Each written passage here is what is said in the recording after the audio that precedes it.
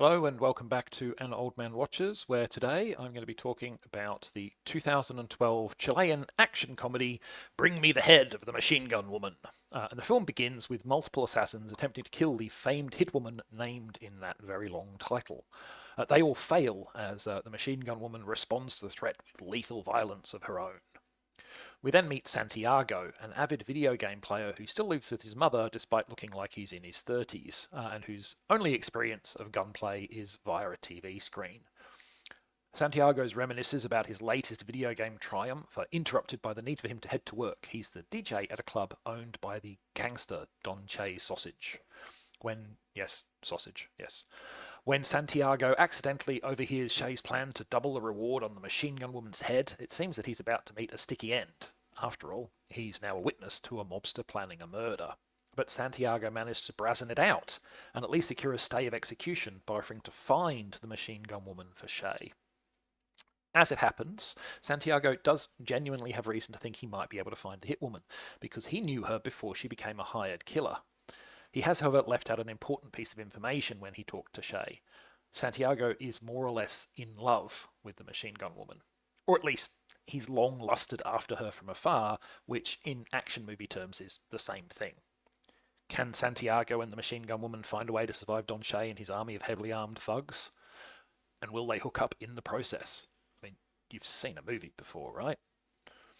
So Bring Me the Head of the Machine Gun Woman is the fourth feature film from Chilean director Ernesto Diaz Espinosa, who also co-wrote the picture with his female lead, Fernanda Uriola.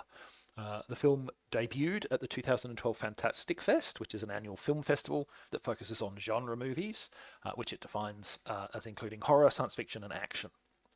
Critical reception at the festival was positive, with pop culture site Complex.com praising the film as violent, funny, and sexy adrenaline rush. And I think that's a pretty fair appraisal. How the film did with audiences, I'm not so sure. I wasn't find any information on its commercial results. I can, however, say, that this audience member enjoyed it. I'd largely agree with the critical assessment mentioned above at a high level, but I do have a few other specific features of the films I think are worth calling out. The first is that this film clearly sets out to create a deliberate 70s grindhouse cinema aesthetic, much as Quentin Tarantino and Robert Rodriguez did with their Death Proof and Planet Terror double bill of films in 2007.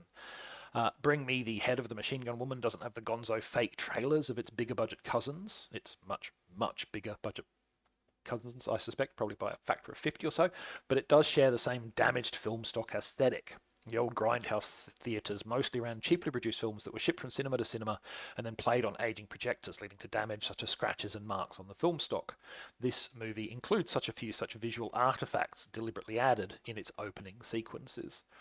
The film also replicates the grainy, drably lit look of the classic 70s grindhouse film. Again, I've got no doubt that this was a deliberate aesthetic choice here, and it's not simply a side effect of the limited budget of the original 70s films. I think they were very deliberately evoking that style. The movie also draws heavily on video game concepts and aesthetics, mashing these into the more traditional grindhouse elements for narrative or visual effect.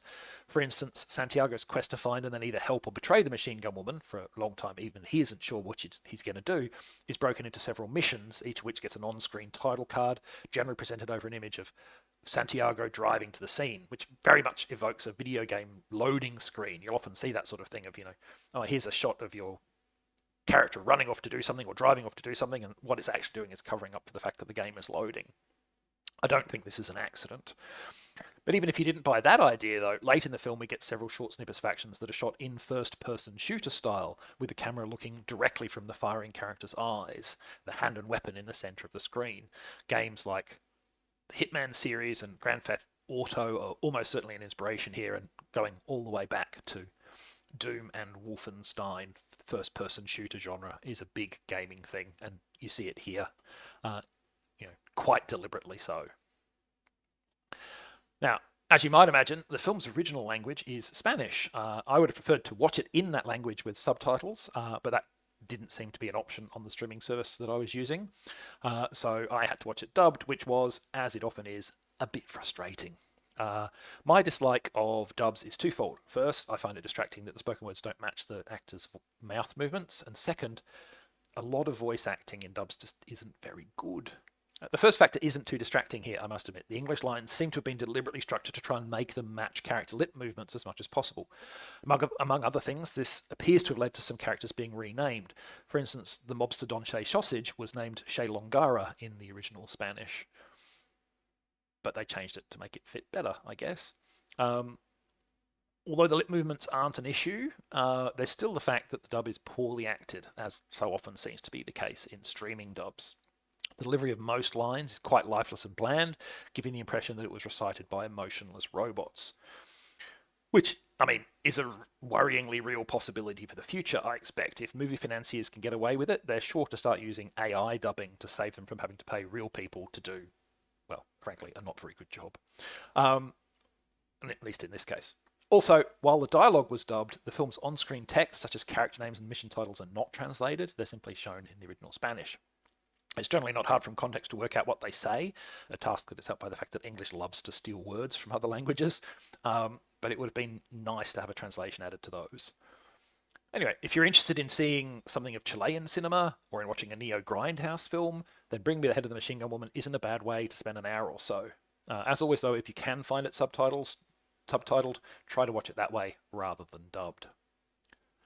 Next time, a film so bad that, despite the reputation of video game movies in general, it deliberately tried to misrepresent itself as one. The 2009 science fiction action movie Prototype. But that is next time. Until then, thanks for watching. I hope you've enjoyed it. And if you've seen Bring Me the Head of the Machine Gun Woman, let me know what you thought of it.